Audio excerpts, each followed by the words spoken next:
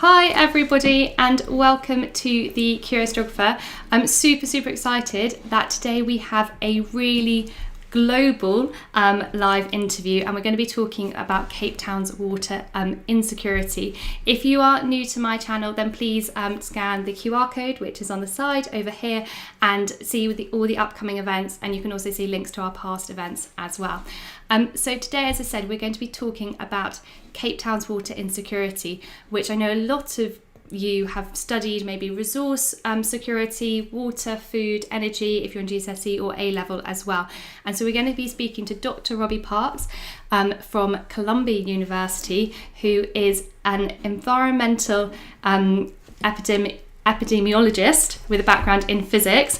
And we're also going to be talking to Professor Ulrike Rivett, who is the leader of the ICOMS research team and the director of the School of IT at the University of Cape Town. So we're completely spread across different continents, which is pretty amazing for today, all to speak to you about what was happening in Cape Town, particularly the idea of day zero as well. So if I pass over to Robbie, if you wouldn't mind introducing yourself and what your background as a researcher is. Thank you very much, Ellie. It's really lovely to be here today with you. And so I, as you correctly pointed out, I'm an environmental epidemiologist. Now, what does that mean? That basically means that I really like to understand the influence of your environment, what you have around you, be it water supply, be it climate change and heat waves. You may be seeing a lot of that in the news lately, especially with the UN COP conference going on, and also things like hurricanes and drought and wildfires, which in the United States is a sort of bigger and bigger issue. So, and how that impacts society, but really through the lens of health. So how it affects maybe how people go to hospital, or unfortunately how people pass away sometimes. And so I did a PhD. So I did that at Imperial College London in London. And so that research really focused on that. And as part of that set of 4 years, I met Ulrike, and we decided to do some work with colleagues on Cape Town as part of that.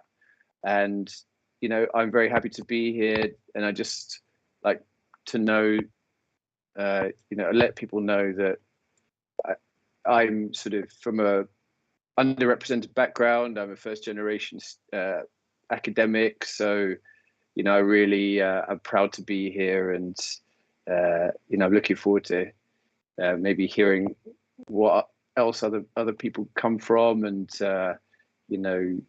just maybe sharing my story would help other people to realize that maybe there's a world of possibilities out there in academia. So that's just a brief background of me. Thank you. Brilliant. Thank you, Robbie. And we're going to be talking about kind of futures and advice for students as they're kind of moving on from A levels. So I think that would be really useful for you maybe to talk about your experience when you're applying to universities as well. We are also joined by Ulrike from South Africa. So if you wouldn't mind introducing us, please, as well. Thank you. Thanks very much for having me. Yes, so I'm originally from Munich, actually, from a small town outside of Munich. So I came to South Africa in 1995, also for my PhD. I'm a professor in information systems and IT, basically. And the reason why I'm linked to water is because most water management and systems that we use actually are linked to IT. IT is everywhere, is around us, and we obviously try to influence, for example, behavior change in many environments through IT systems. And sometimes you may have used a mobile app to be fitter or track your performance or anything like that. And so in a lot of in contexts such as, for example, water saving, environmental context, we try to now use this kind of behavior changes to also influence people's behavior in the context of climate change, in the context of water saving. And so that's really where I'm coming from. I'm coming from a space of IT. I'm very excited about IT. And so my work has been in using IT in different sectors, in health, in water, in sanitation, to support communities, specifically in the global south, and in under-resourced environments, to improve life and improve people's environment. Thank you. Thanks, Ellie. And so we have like a range of different experts who are going to talk to us about Cape Town. So we start off with Robbie. Cape Town was in the news in 2017, 2018 for the idea of reaching day zero, but it never actually did. Now, for students who don't know what day zero is, would you mind telling us what exactly does day zero mean, and why maybe was Cape Town going to reach day zero? That's a good question, Ellie. And so Cape Town, which is in South Africa, uses water like every other city. And there's a headline slide which summarizes the 2018 period, where it experienced an especially severe drought. And day zero was kind of a term that was sort of coined to try and explain what would happen when water levels supplying the city, and water is used for all sorts of things in everyday life for everyone in cities and everywhere, when that water level would get below a certain point. And so Cape Town is largely supplied by reservoirs of water, fresh water. And day zero was defined as when those reservoirs were going to fall below 13.5% of capacity. And that's really because the last 10% of a reservoir is very difficult to extract water from. And so it wasn't a fixed date. It shifted according to sort of dam levels. And of course, as you rightly mentioned, it was never actually occurred. And so what would have happened if it had occurred was that it would have led to a disaster risk management plan by the city of Cape Town. Taps would have been turned off, leaving only vital services with access to water. Schools and most businesses would have closed unless they fulfilled certain criteria, such as possessing their own sort of boreholes, access to groundwater, and certain sort of toilet and drinking water, very specific restrictions. And the entire population would have had to collect water from collection points restricted to 25 litres a day. So that's what the World Health Organization, or the WHO, term as the minimum short-term survival recommendation. So it would have been a real disaster mindset, I think, if you like, for day zero. But as you say, it was never fully reached, but that was the actual definition of it.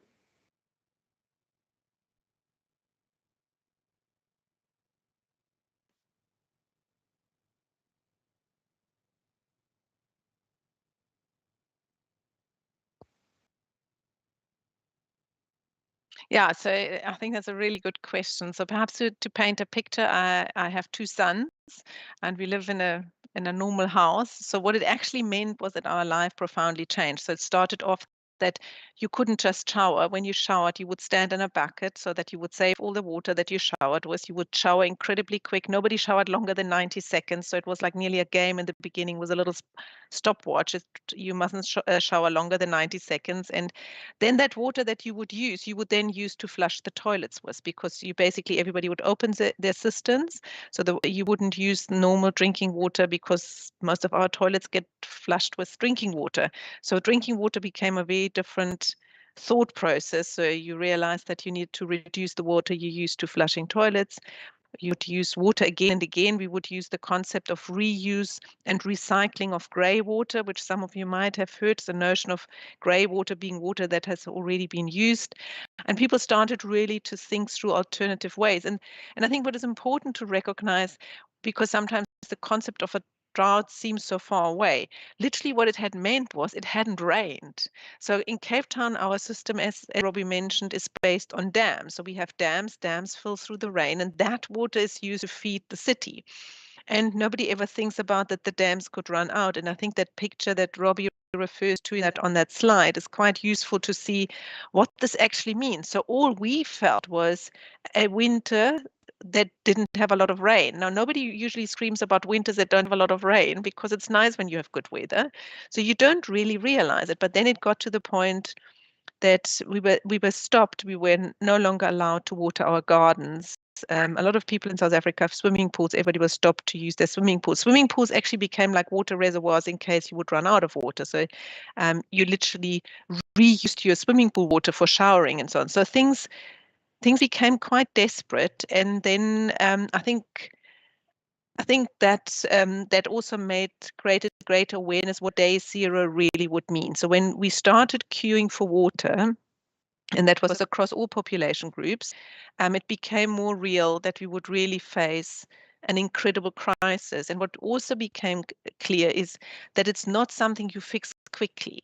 And I think that was the more scary aspect. So when you run out of water, no other city can help you. Nobody can just bring water in. It's actually quite a massive emergency, and one kind of never thinks it. So concerns around health and health issues that come with water was a day zero, where you basically say, if you don't have water, there's issues around sanitation. What happens, with the toilet water? And so we faced a lot of these issues. So it became very personal and very real, and certainly impacted every single person. There wasn't a person in Cape Town who didn't feel it and who didn't realize. And as Robbie said, we all knew that 25 liters roughly were what we would need to live every day, but 25 liters is not a lot. And I think, if anyone feels up to it, try and measure how much water you use in a day. 25 liters is literally nothing. It's a double flush on the toilet. Wow, so that's a double flush on the toilet. I actually did just pause my audio before with you, and my question was what was it actually like to live close to day zero, just to repeat for everybody to hear that. In terms of Cape Town, so you said, I've showed the images of the dams as well, and can we just explain a little bit of, is the rainfall mainly the main water source for Cape Town? Is it that it's then collected in dams and then distributed around? And how much has maybe population rise had to do with maybe the water stress? Or would you say it's mainly just that physical cause that there was less water available because of the rainfall? Yes, so we definitely know that the main reason was that literally rain didn't fall. So the water supply in Cape Town is based on dams. So the water comes through the rainfall. We don't pump water, we don't use groundwater like some of the other cities do. That's partially also because we obviously live close to the sea or on the sea. So the groundwater can also contain salts. So there's certain areas where you can't drill. And so we would basically sit in a situation where the water is coming from the rain, and then it gets distributed through a reticulation system throughout the city and get obviously cleaned and chlorinated. But I think that's where the water comes from. It stopped raining, and I think the water, and perhaps I can't remember the detailed numbers, but basically the rainfall declined over the period of 3 years. So the dams never quite filled again. They remained lower.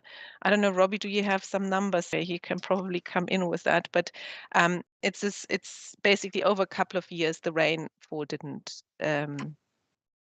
wasn't as high. And so what we had to do, South Africa, Cape Town has certainly a population growth, but the population growth was not in relation to how much water we were not getting through rainfall. Does that make sense? So the rainfall was substantially less, so that was actually the major impact. Yeah, and as we see in the report, Ulrike very correctly points out that the previous couple of years, there were, as in climatological terms, there were, very, very rare droughts, which they were rare under a stable climate, but of course we're in a changing climate, so they become proceeds if we don't do anything about it. So they were sort of once in year events, and as I understand, one of the droughts was one of the worst in over 100 years. in the Cape Town area. So that's a large driver of it. And we're going to come back to you, Robbie, in a second on kind of the behavioural change and what Cape Town did as well. But just to confirm, so we're kind of up to date with our case study knowledge. Ulrike, Cape Town is no longer in severe water shortage. And would you say that is to do with the rainfall again? Yes, completely. So if you look at any satellite images of Cape Town now, you will see the dams that are on your slide. They are now full. We even have reached, and I don't think anybody would have ever expected that we have reached dams that have now over 100% capacity. So that's how much rain we've had the last 2 winters. The last 2 winters have been incredible from a rainfall perspective. And I think that really also highlights this incredible change of climate that we are experiencing, which makes it really difficult to then also start managing climate and the impact of climate in cities. So I think what this absolute jump from a drought where we were fearing for water to now also having the opposite side where you have too much water, which leads to floodings and so on, within a period of 2 years. And I think that's really important to recognize in the context of climate change discussions. Brilliant. And thank you for that. And if we now go on to, so Ulrike said that she had to reduce the water consumption in her house and talked about grey water. And I think maybe we'll come back to that in a bit. But Robbie, if you wouldn't mind saying, how did the government start to manage water supply? Because mainly it was done through behavioural change. So what does this mean? Or what were the strategies that the government used to manage the water supply in Cape Town? So, of course, Ulrike speaks well to the direct experience. So I'm sure she'll have more to say about that. Now, in terms of sort of the large-scale changes that the government nudged, I mean, in one of the slides, which starts as limiting water demand, you can see that over time, right back from when 2005, so way before the day zero sort of scenario or crisis became one of those things on everyone's mind in Cape Town, there were worries about water shortages then. And so on the left of the restrictions, you can see that it went from level 1 at the top to level 6B at the bottom. And so the actual specifics of the restrictions may be too small to read, but largely they were focusing on absolute sort of sizes of the amount that one per usage could be per person, promoting good water habits, sometimes going from, for example, for level 3 in November 2016, banning hose pipes and irrigation systems for watering and only using buckets and watering cans. And then right back down to 6B in February 2018, a maximum limit of 50 litres per person per day, which, as Ulrike points out, would be around 4 toilet flushes. And then, restricted uses of private boreholes. So the boreholes were from a slightly different source, but even those would be restricted as well. And so restrictions were increasingly strict over a few years, and the fines for sort of digressions from those restrictions became more and more severe. So they try and hit people in their wallets as well in terms of their financial fines. But of course, there are also different things. So tariffs, you can see on the slide for limiting water demand. Water step tariffs, and I won't go into this much detail, but essentially the way you think of tariffs is the way you think of a mobile phone tariff. So if you use under maybe an hour, you'll get free calls. If you use over an hour, you might have to pay a bit more, and so on and so forth. And so it worked similarly with water. So if you used above a certain amount, then the price per unit became exponentially more expensive. So by exponentially, I mean a lot more expensive per unit usage of water. And so that was also aimed to discourage further sort of wanton waste of water. There are other things that I'll briefly talk about. Water management devices, which I don't have a specific slide for, but designed in households to set a daily limit. And so they would measure the amount of water passing through it, and after which the water would stop and become a trickle. And citywide, the city of Cape Town introduced water pressure reductions to actually naturally reduce the amount of water that came out of taps. But there are also communication strategies, and you see in the slide with communication strategies with body washing and personal hygiene, as well as toilet flushing and sanitation. And I'm sure Ulrike will be able to talk more directly about that. There are radio adverts, flyers, billboards, smart water meters. So, much like smart electricity meters, it's sort of showing your usage live as you use them. And then mobile phone applications where you could also gamify the way water was saved with leaderboards, and also finally it's probably the Cape Town water map, where they would show maps and you would see usage by street. And I think they were using that as a direct way to name and shame sort of bad, excessive users of water, but also reward good savers of water. And so, all of those together really pushed in the right way, and it reduced water usage down from 1.2 billion liters down to 500 million a day. So that was really effective. So and maybe Ulrike has more to sort of to those points.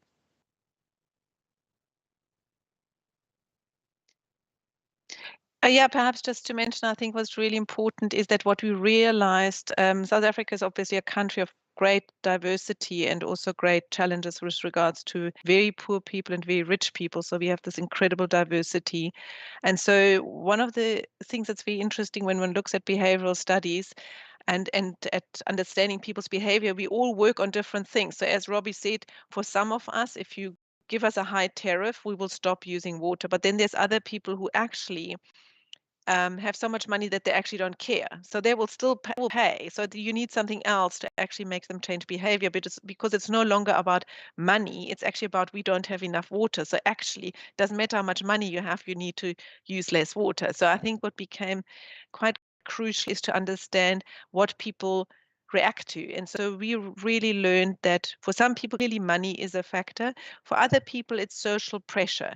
So you might say, I don't want to be the one in my road who uses the most water. So the water map is a very good way of saying we're working on the people who work on social pressure, because then you might have people who have children, and if the schools teaches the skill on how to save water, and the child comes home and says to the mother, but you could put a bucket when you wash the vegetables and then use the vegetable water for something else, then that mother might change behavior because the child is bringing something home, and she reacts to that emotional pressure from the child. So we really tried, I think, in Cape Town to use all these points, all the points that influence behavior.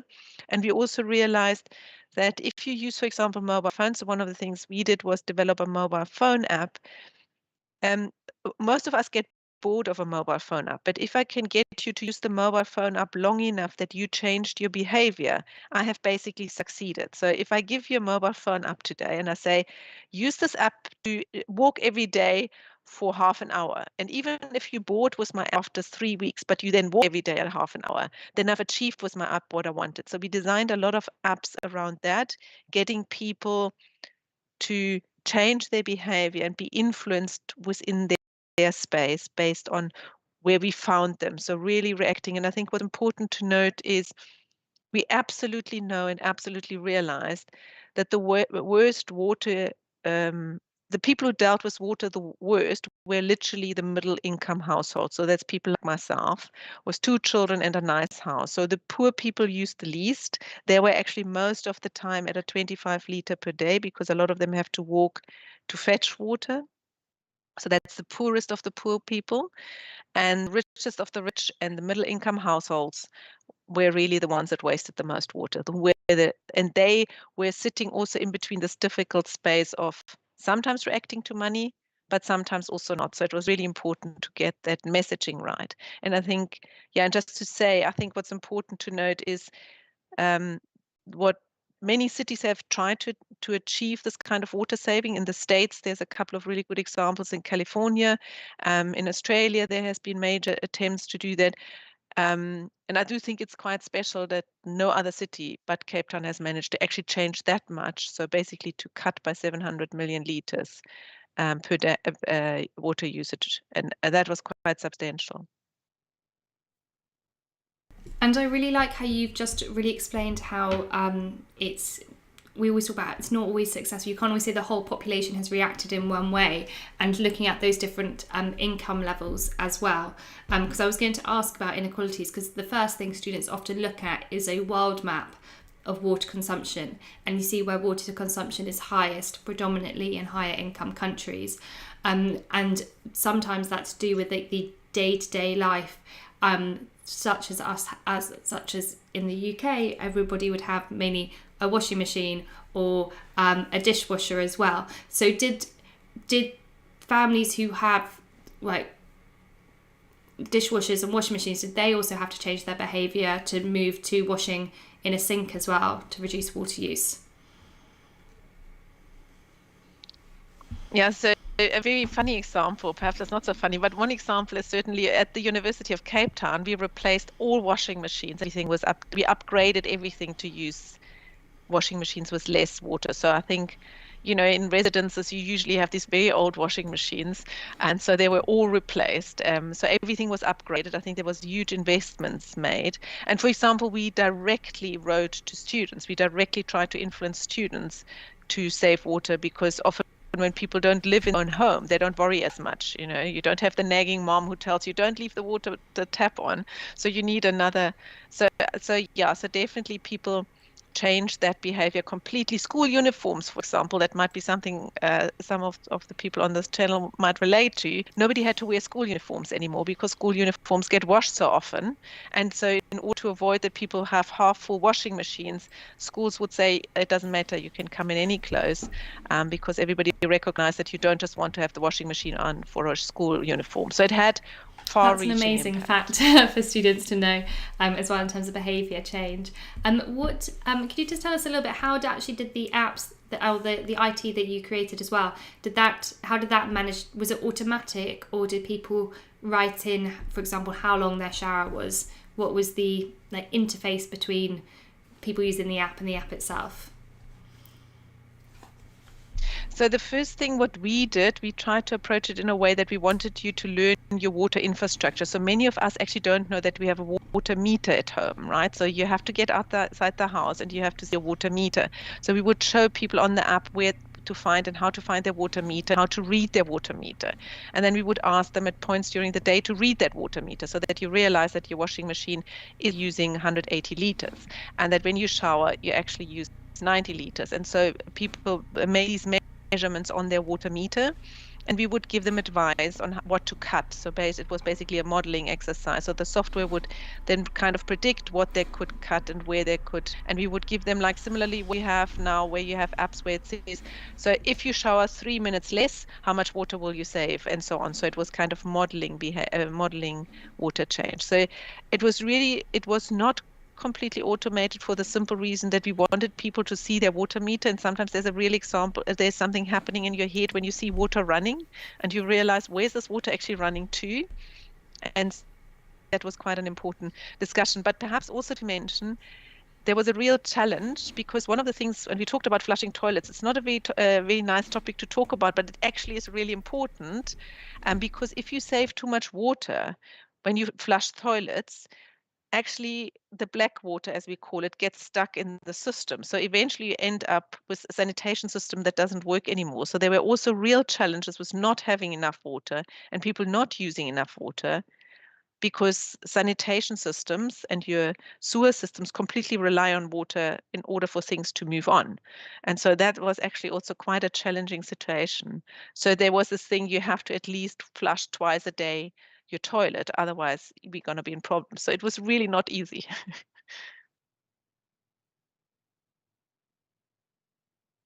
Pass over to Robbie as well, just for kind of two questions. One, we've talked to Ulrike has talked very clearly, and it's been fantastic to hear her personal view on the impact on her as a person within Cape Town.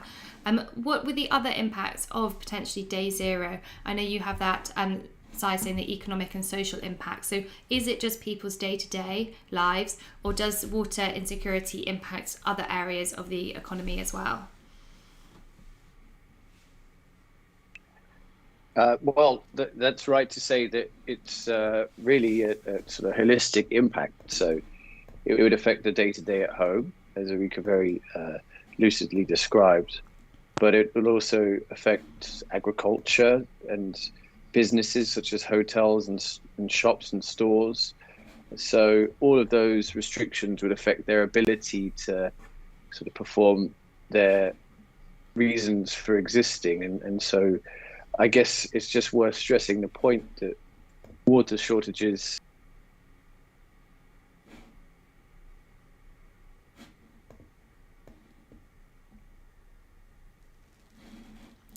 I've just lost.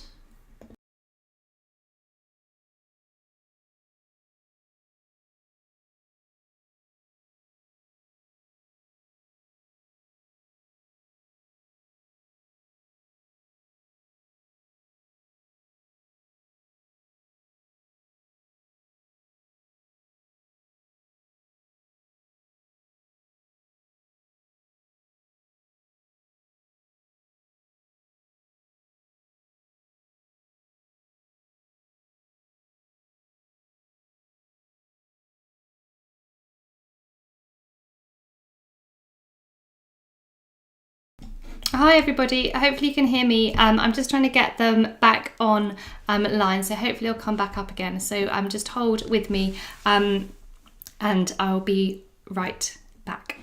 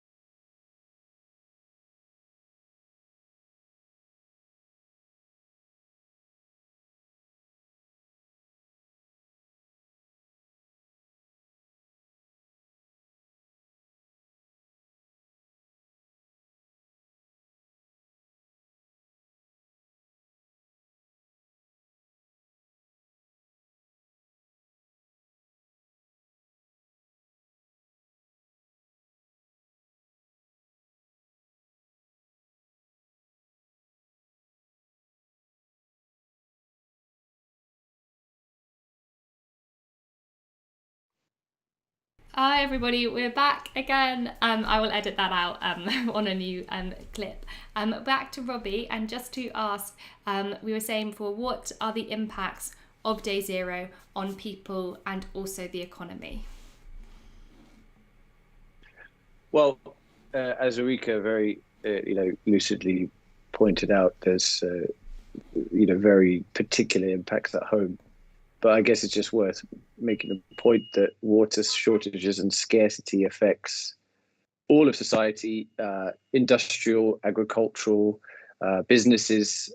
Everyone uses water. So many of those businesses would have been affected and may still sort of feel the impact of long-term behavioral change. So I won't necessarily be specific, but you can imagine how all of those, say, hotels, supplying customers with the amount of water they would like, farms and farmers being able to irrigate their crops and so on and so forth. So, it's worth saying that businesses and domestic properties and people will not be affected the same, but everyone is affected. It's a bit like climate change at large. The need their sort of the systems would be affected by far the most.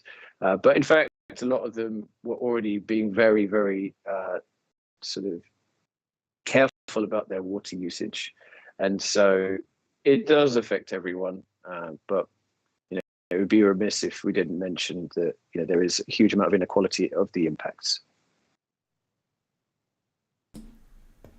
Right, I'm going to have all of us on screen at the moment, so hopefully we will talk as kind of one. The big question that's on everybody's mind, and I've got a question come through as well, saying why doesn't Cape Town use desalination? So you're surrounded by the sea, lots of water around. So why has there been such a push to tariffs, behaviour change, like different like awareness around water use? Ulrike, would you like to start that one off? Yes, absolutely. Yeah, so it does seem rather crazy not to go for that sea salt water and get that salt out, and we have water. So I think first of all, it is really, really important to recognize that desalination is one of the most costly and most complex systems to create water from. So desalination is by no means easy. So one of the things, for example, that you have with desalination is saline. So you end up with this thing at the end. So because you need to get the salt out, right? So you will have saline left. Where do we put the saline? Do you put that in trucks and ship it into the desert, or where does the saline go? So that has a huge, huge negative environmental impact. Desalination is often, in my view, sold as quite a kind of fantastic solution, but it really isn't. And I think we need to be very aware of, first of all, how much electricity it takes. We're not in a country where we have endless electricity. Electricity needs to be managed very carefully. So using electricity to create water when we have little electricity as well, where we often face load shedding and things like that. So that makes it really complicated. And it was by no means a simple investment. So, when we talk about building desalination plants, you need to also talk about that this will have a long-term impact on the environment where you build them. So where are we going to build them? I'm sure you can imagine Cape Town is a very beautiful city. So which part of Cape Town would like to have this massive desalination plant? And then when we realized how little water we would gain. So some of these desalination plants, they give you like 1 million liter waters a day. We were talking about 500 million liters of water that we had to save a day. So there's like there's no comparison. You can't actually start with a desalination plant that produces 1 million liters. So I think a lot of people weren't quite clear. There was a really crazy thing, and I'm just going to throw it out there. There was somebody who said, why don't you bring from the pole, right, because we're quite close to the pole, an ice, like a huge ice mountain. And somebody actually tried to attempt that. That was a better idea and cheaper than desalination, to bring like a piece of ice from the pole with ships to Cape Town than actually building a desalination plant. And that was seen as a more realistic option than a desalination plant. So you can see we often need to really reevaluate technology in its context, and what does it actually mean, and what's the long-term impact of that. So I think I personally was very much for the fact that we didn't invest in desalination, but the views obviously differ. Robbie and Ulrike, first of all, has there been sustained behavioural change in Cape Town before? Do people still manage their water? I don't think I will ever be able to use a tap to water my plants. So if that's sustained behavior change, I would never use tap water to water plants. So that's just for me personally. And I think that's a very kind of, not flippant comment, but you know what I mean. It's literally, I cannot physically use tap water to water plants. And that's not even when I go home to Germany and visit my mother in a very kind of, it's a place where there's more than enough water. I struggle still to take long showers, and I definitely struggle to take a bath. So it has, for me and for my family, had that long-term impact. Brilliant. And Robbie, do you we talk about the idea of like sustainability, and we've talked about kind of long-term impacts as well. Do you think this is a sustainable solution that other countries or other cities, if they were in need, could adopt using behavioural change? Well, I mean, in many ways, Cape Town was an example of how society at large could change their water usage. Now, of course, it causes some short-term pain and no doubt some mid to long-term changes. So, of course, it's possible. It's just really about whether or not there is buy-in from the society at large, because you can punish people as much as you like with fines, as Ulrike said, but some people are just so rich that it doesn't affect them. And so really the example of Cape Town is to show that it needs buy-in from all of society anywhere in the world, because everyone needs water. And so if this happened, say, in New York City, I think where I am right now, it would it would require buy-in from across the spectrum, and so that's difficult. So it's an admirable achievement that a city like Cape Town reduced the water usage in an emergency, but it's very sad that it happened. But it's the reaction was an exemplar of certain things. Yeah. And kind of linking to today, and I'm kind of putting this out to both of you, with COP26 and our kind of action around the environment. Do you think that countries should, or people should, meaningfully try to reduce a huge amount of water consumption that we have globally in the world? Do you think that is an action that should be made kind of like earlier? What is your view on kind of global water consumption? Don't know who wants to go for that one.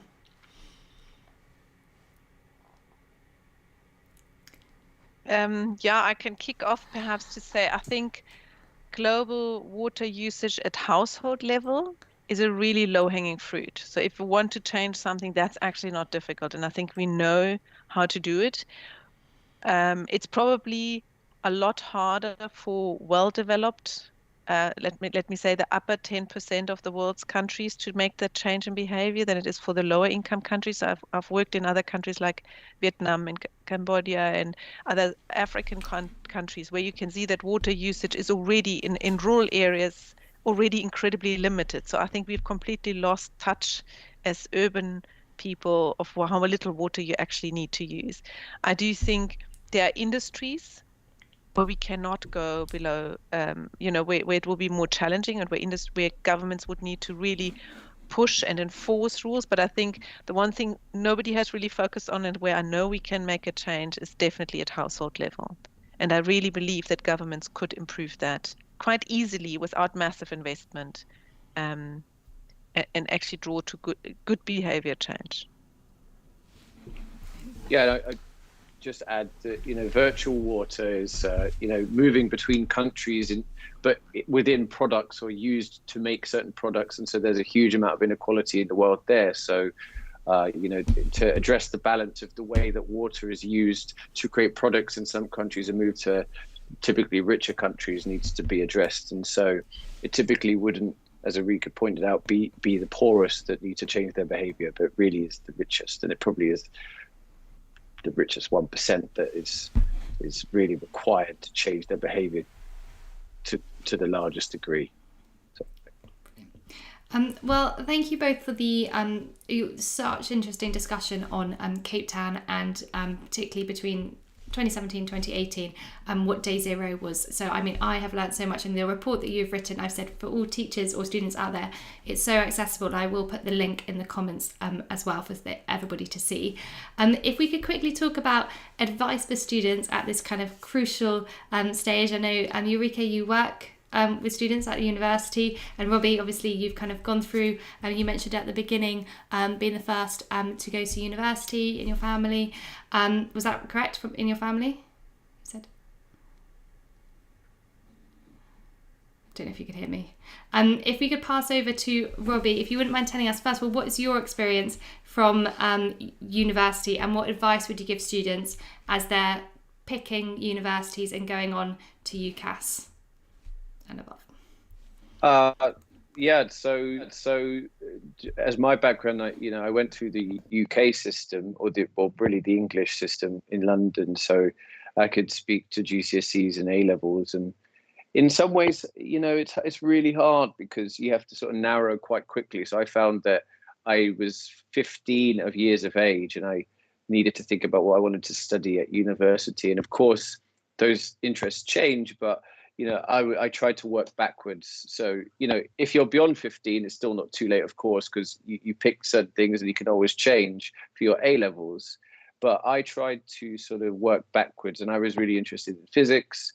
So I decided at 15, what should I try and aim for in my GCSE grades such that I can go to those A levels that I was required to get into university.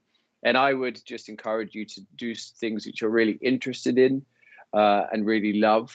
I would personally not choose things because I think it could necessarily get me somewhere, but I think that if you choose subjects which you really love and interest you, I think the good things will happen in your life and career after that.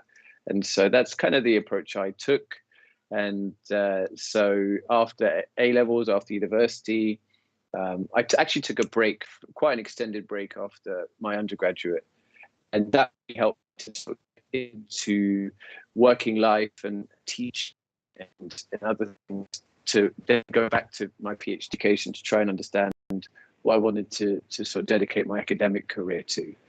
So that would be a bit of advice that I would have, and don't be afraid to ask teachers questions. I know that, sometimes it can feel like they don't necessarily want to answer your question, but they do. They love people asking about their subjects generally. So those are the general bits of advice I would give you. And Ulrike, what is your advice for students? So my advice for students would be along Robbie's line. I think it's really important to breathe and to also allow that life happens to you. So things will actually fall into place most of the time. So I was desperate to become an actress, desperate. I was like really good in music and flute and acting. And my father said to me, as I said, I'm coming from a German background, you can do anything, my darling, as long as you have an engineering degree. And so it was this thing that so I became a land surveyor. So I literally became a land surveyor, and I was one of the very few women in the land surveying class. And I loved the outdoors, so it was great to be a land surveyor. But then I realized that actually, there's a lot one can do with that field that I didn't see from the beginning. And I really got into IT. And I only got into IT because I realized that actually technology is really simple, and it sounds very complicated, and everybody makes it out to be very complicated. But really, it's not rocket science to develop a good mobile app. So I think it's also one needs to get that confidence. And I think what Robbie speaks to is really this notion of choose things that you enjoy, and then you will find the confidence. And once you have confidence, the other things will become more interesting, and you realize that you have the capacity to grow in different ways. And I think that sometimes that's what we forget. So at school, we try so hard to be reassured in our confidence, but confidence comes when as you move along. So as I said, sometimes we put too much pressure on ourselves, and I see that with a lot of the students and a lot of kids who need to decide what to do next. Don't put too much pressure on yourself. There's always different ways on reaching the same journey, and I think that's also exciting. We don't have to all walk one way. There's many ways that lead to a great life. Brilliant. Yeah, I'd just quickly say that last point is really relevant, because where I am in my stage of my career, lots of people come from so many different backgrounds and so many different places that, if you miss that grade in your GCSE by one grade, that doesn't mean your life is closed from that route. It just means that you might have a slightly different route. So yeah, I really, really agree with that point. And in terms of, you both studied at abroad universities, if students were on the edge, or you went to abroad universities kind of later, and Robbie, you were starting the UK system, what would you say to students who are on the edge and wanting to go abroad? Do you have any advice on studying in a different country? Oops. Wow. Yeah, I would think about why you're doing it, because obviously the UK has many great universities, but if there's something that you feel that another culture offers, that's do so. That may be because you want to learn a new language in the environment, or just experience a completely different culture. So it could be extremely exciting. It could also be very lonely going to a new place. And that is a new city in the UK as well as abroad. So, there's always going to be that part of it. So it's disruptive, but it can be very, very rewarding. And so I didn't do it until I'd finished my PhD, actually. So I left it quite late, but I'm very happy I did it. Who knows, I might return back to the UK one day. But, I really thought that I needed to do it because I wanted to learn specific things in the university where I am now, Columbia. And Ulrike, you have stayed in South Africa for over 20 years now, you said? Yeah. What is your experience of moving away? So I studied in Munich, my first degree, and then I came for 2 years to South Africa. So I was meant to be here 2 years, and then I got a job offer and moved into PhD and so on. So out of 2 years became 24. So I realized the other day I'm living longer in South Africa than I lived in Germany, which is like a weird thought when you think of yourself as German. So I think what's really good, and I think Robbie makes a very valid point. It's great if you want to go. I think it's great to do a semester abroad. But one of the things that really makes an experience, I think, overseas fantastic is when you have already a certain set of knowledge. So I would really encourage students to do at least a bachelor in the place at home, because one of the things that's really important, I'm responsible for about 7,000 undergrad students in my university. And I definitely know that you need to first find out how to spell your name, if I can put it like that. You need to really find out who you are. And it's quite good to do that in a space where you're comfortable, because even moving out of home, developing your own skills and figuring out who you are by 23 is actually really great to do that in a safe space, if I can call it that, right? Where you say, I actually know the shops, I know where to go, I know who to ask for help. And then when you're 23, you will be marvelous to the world because you're young and you're enthusiastic and you have a bachelor's degree. And then it's really easy for postgraduate studies to go to other universities. And I think there are many fantastic opportunities. And I would always encourage students to not overstretch themselves in the beginning. And that's just to take care for yourself. It's not so much that you shouldn't do it. And if you're a very excited person, like a Bear Grylls kind of guy, then go and do it. But I think otherwise I would just take it a little bit easy and perhaps choose it for the postgrad. Unless there's anything final to add, you both have been absolutely fantastic and really, really good advice for our students, talking about your experience at university as well and kind of moving abroad. And I think it's definitely, that's what I echo to students, is if you just do something that you enjoy and keep that interest up, you should never do something because you think it's the right thing to do, and kind of follow that line of interest. So thank you both so much, and it's incredible that we have gone from all areas across the world to speak about this, and I'm sure it's going to be very useful for many students to come. So I'm just going to share really that our talk for the next 2 weeks is on decarbonising industry. So if you've been following COP26, that will be really interesting to actually see what can we do in terms of our reducing the amount of carbon that we use in industry. It all says it in the title. So if you are around to join me, that's on Tuesday the 23rd of November, and I'll see you all then. And that's it for this week from us.